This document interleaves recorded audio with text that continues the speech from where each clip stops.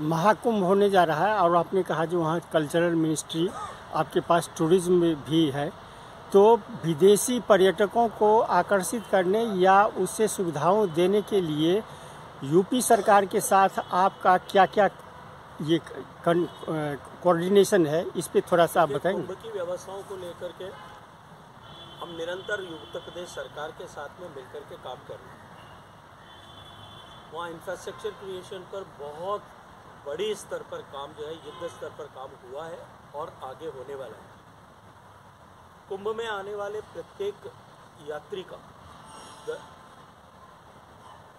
उसकी commutation, communication और sanitation, इन तीनों विषयों को प्रमुखता के साथ में हमने उत्तर प्रदेश सरकार के साथ में लेकर के काम किया है। जहाँ तक विदेश से आने वाले लोगों का विषय है, क्योंकि पिछले कुंभ के समय में लगभग 15 लाख लोग दुनिया के 150 देशों के से भारत में पहुँचे थे। ये संख्या भारत में और बढ़े, भारत के सांस्कृतिक वैविध्य को, कल्चरल डाइवर्सिटी को हम दिखा पाएँ और पूरी दुनिया को भारत की इस ताकत की हम 45 करोड़ लोगों का समागम 45 दिन के इस समय में कर सकते हैं। भारत और चीन, दो देशों को छोड़ दीजिए, दुनिया के किसी देश की उतनी बड़ी आबादी भी नहीं है। उतना बड़ा आयोजन हम कर सकते हैं और किस सहजता के साथ में कर सकते हैं, इसे लोग देखें। हमने सप्रयास उसके लिए दिल्ली में जितने देशों के दूतावास हैं उन सबको एक साथ बुलाया, उनके राजनयिकों को बुलाया। लगभग 75 देशों के राजनयिकों की उपस्थिति में हमने उनके सामने कुंभ में उनको निमंत्रण देने के साथ साथ में एक कुंभ को जनरल कॉन्सेप्ट ऑफ कुंभ उनके सामने रखा है और उसके बाद में एक बहुत बड़े उत्साह का संचरण में उन सब में देखा।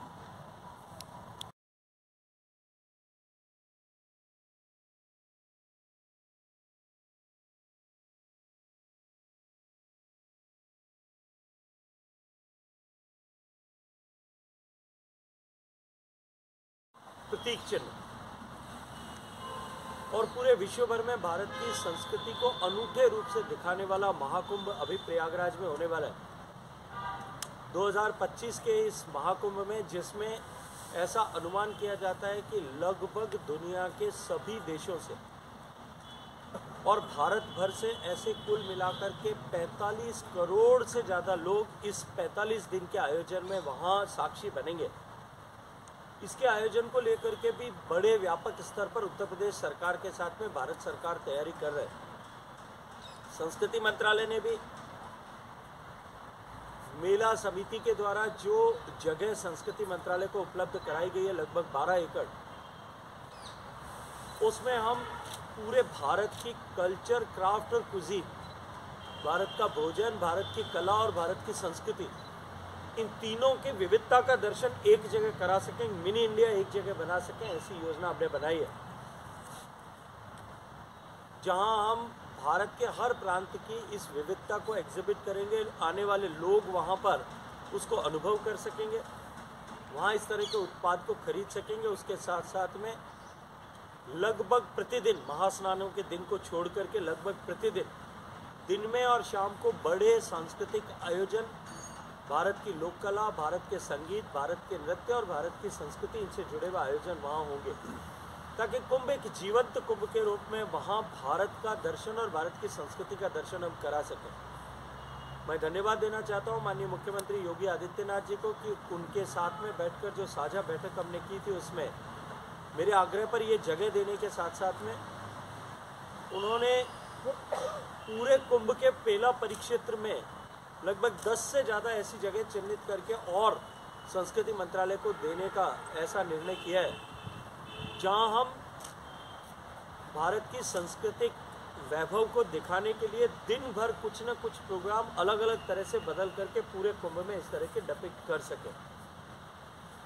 तो आने वाले समय में कुंभ जो है उसमें भारत के ऐसे ख्यातनाम सारे कलाकार विभिन्न विधाओं के, जिसमें SNA अवार्डीज़ भी हैं, पद्मा अवार्डीज़ भी हैं, जिसमें NSD के प्रोडक्शंस भी हैं, हमारी जो जोनल कल्चरल सेंटर्स हैं उनके ऐसे अवार्डेड कलाकार जो है वहाँ रह कर के 15 दिन तक अपनी विधाओं का प्रदर्शन वहाँ करने वाले हैं। हम सब ने की जानकारी में है कि संविधान के 75 वर्ष पूरे हुए हैं संविधान के 75 वर्ष पूरे होने को वर्ष पर्यंत कार्यक्रम पिछले 26 तारीख से प्रारंभ होकर के चले।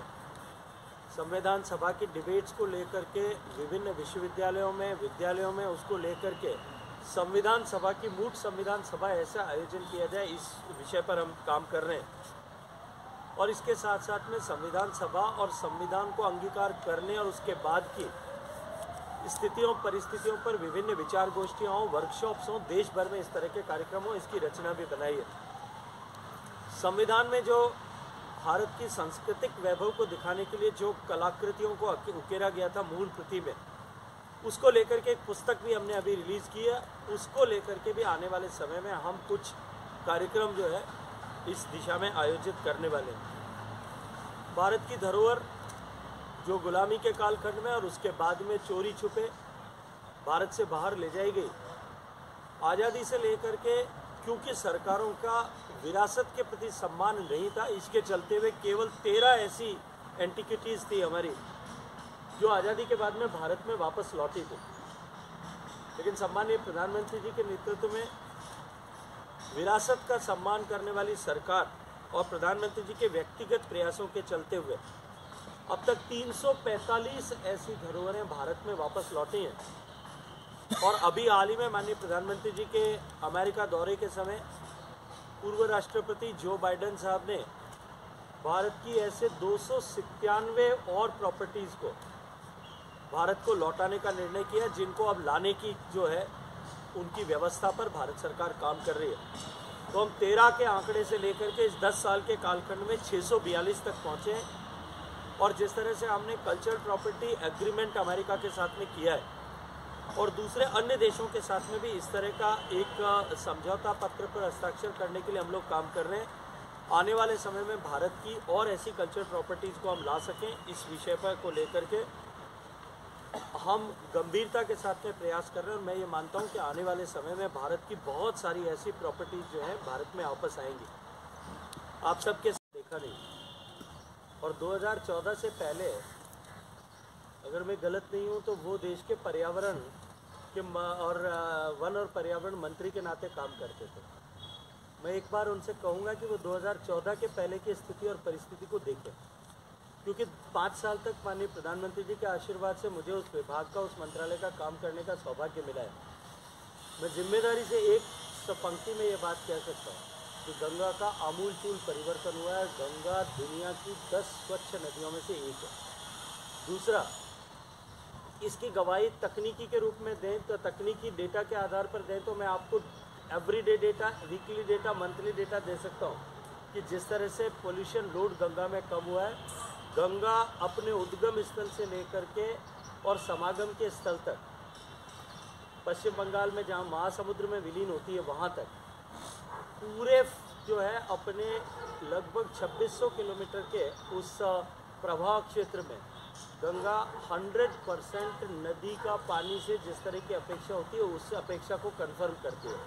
लेकिन इन दोनों से आगे बढ़ कर के भी ये कहूँ, क्योंकि जयराम रमेश साहब वन और पर्यावरण मंत्री रहे, किसी भी नदी की स्वच्छता का, उसके पानी की गुणवत्ता का सबसे अच्छा पैमाना उसका जलीय जीवन है, उसका जो एक्वाटिक लाइफ है।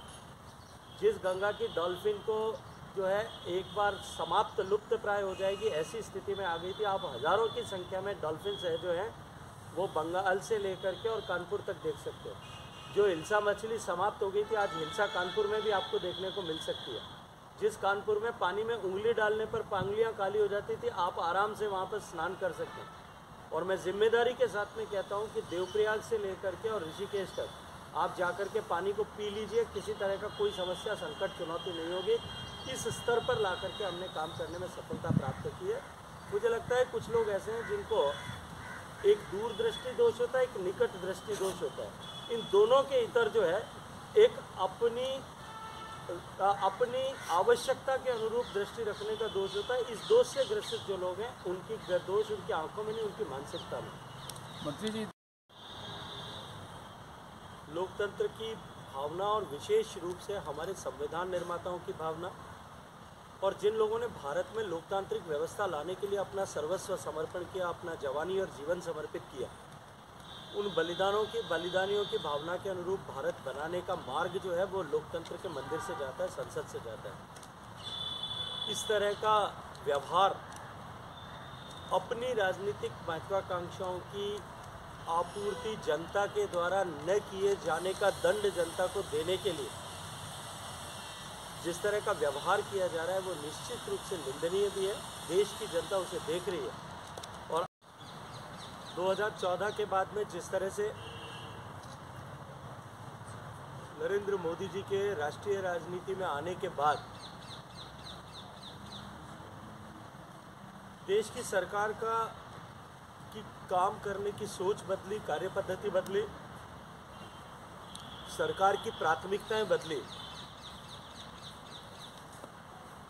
उसके चलते हुए आज देश एक परिवर्तन के दौर से गुजर रहा है। पूरा विश्व इस बात को स्वीकार करता है कि भारत बड़े बदलाव के दौर पर है और आने वाले समय में भारत माननीय मोदी जी के नेतृत्व में 140 करोड़ लोगों की ताकत से विश्व के समृद्ध शक्तिशाली देशों की श्रृंखला में जाकर खड़ा होने के लिए तैयार है। आज़ादी के बाद से निरंतर जो न्यूनताएं इस देश में रह गई थी, सामान्य मानवीय मूलभूत आवश्यकताओं की पूर्ति के संघर्ष से बाहर नहीं निकल पाया था। एक नई व्यवस्था योजनाओं के निर्माण के दृष्टिकोण से और उनको धरातल पर उतारने के दृष्टिकोण से जो सरकार ने बनाई, उसके चलते हुए आज देश दुनिया के सभी एनालिटिक करने वाले लोग इस बात को स्वीकार करते हैं, एनालाइज करने वाले सभी लोग संवेद स्वर से स्वीकार करते हैं कि भारत में 25 करोड़ से ज़्यादा लोग गरीबी की रेखा से बाहर निकल पाए और निश्चित रूप से गरीबी की रेखा से जो बाहर निकले उनके चलते हुए मध्यम वर्ग का विस्तार हुआ, सीमाएं देश की सुरक्षित हुई है, भारत में औद्योगिक निवेश बढ़ा है, एफडीआई ऑल टाइम हाई पर आकर के खड़ी हुई है और सोच और कार्य पद्धति बदलने के चलते हुए भारत की अर्थव्यवस्था फ्रेजाइल 5 से निकल करके रोबस्ट 5 इकोनॉमीज में आकर सम्मिलित हुई है और भारत पूरी दुनिया के निवेश का एक केंद्र ऐसा रूप में उभर रहा है। माननीय प्रधानमंत्री जी के नेतृत्व में जिस तरह से देश की सरकार ने निर्णय लिए, इनोवेशन पर काम करें, हाई वैल्यू प्रोडक्ट्स पर काम करें, उसके चलते हुए हाई वैल्यू प्रोडक्ट्स की इकोसिस्टम में हिंदुस्तान दुनिया का 10वां बड़ा प्लेयर ऐसा आज माना जाने लगा है। भारत में एफडीआई इनफ्लो जिस तरह से बढ़ा है, पिछले सितंबर में अगर देखें तो 45% की ग्रोथ एक मंथ जो है करस्पॉन्डिंग मंथ के दृष्टिकोण से एक महीने में हुई है। आज़ादी के बाद से भारत में जो कुल मिलाकर के $14 ट्रिलियन का निवेश हुआ है, उसमें से 8 ट्रिलियन का निवेश केवल इस 10 साल के कालखंड में हुआ। हम निश्चित रूप से इसके आधार पर ये कह सकते हैं कि भारत आर्थिक सशक्तिकरण के एक बड़े दौर से गुजरते हुए, बदलाव के दौर से गुजर करके आज तकनीकी के क्षेत्र में, निर्माण के क्षेत्र में और हाई वैल्यू प्रोडक्ट्स के निर्माण के क्षेत्र में, सामरिक उत्पादों के निर्माण के क्षेत्र में दुनिया के टॉप 10 प्लेयर्स में आकर के खड़ा हुआ है। जहाँ एक तरफ इस 10 साल के कालखंड में भारत ने आर्थिक दृष्टिकोण से प्रगति की है, वहीं 10 साल के इस कालखंड में नरेंद्र मोदी जी के नेतृत्व में देश के चिंतन और विचार का कंपास भी 360 डिग्री घूम गया। न केवल भविष्य के प्रति गतिशीलता है, लेकिन अतीत के प्रति, हमारी विरासत के प्रति देखने की दृष्टि भी पिछले 10 साल में बदली है। आज हम सांस्कृतिक गौरव के उस दौर से गुजर रहे हैं जब एक तरफ जहां अयोध्या का भव्य मंदिर निर्मित हुआ है, देश की सांस्कृतिक राजधानी काशी में काशी विश्वनाथ का कॉरिडोर जिस तरह से परिवर्तित हुआ है, सोमनाथ में विकास कार्य के नए कीर्तिमान बने। बाबा केदारनाथ धाम में विभीषिका के बाद का परिवर्तन जो है आज पूरा विश्व उसको देख रहा है। माननीय प्रधानमंत्री जी के नेतृत्व में जिस तरह से whole of the government approach के साथ में संस्कृति और पर्यटन मंत्रालय में जिस तरह से काम हुआ है, मैं कुछ विषय आपके संज्ञान में आज लाना चाहता हूँ। आज के लिए बस इतना ही। हमें दीजिए आज्ञा। नमस्कार। आप मेरे चैनल को जरूर लाइक करें और सब्सक्राइब करें। आपका बहुत बहुत धन्यवाद। साथ ही आप अपना कमेंट जरूर दें, उससे मुझे काफ़ी राहत मिलती है और नए रास्ते की तलाश शुरू होती है। धन्यवाद।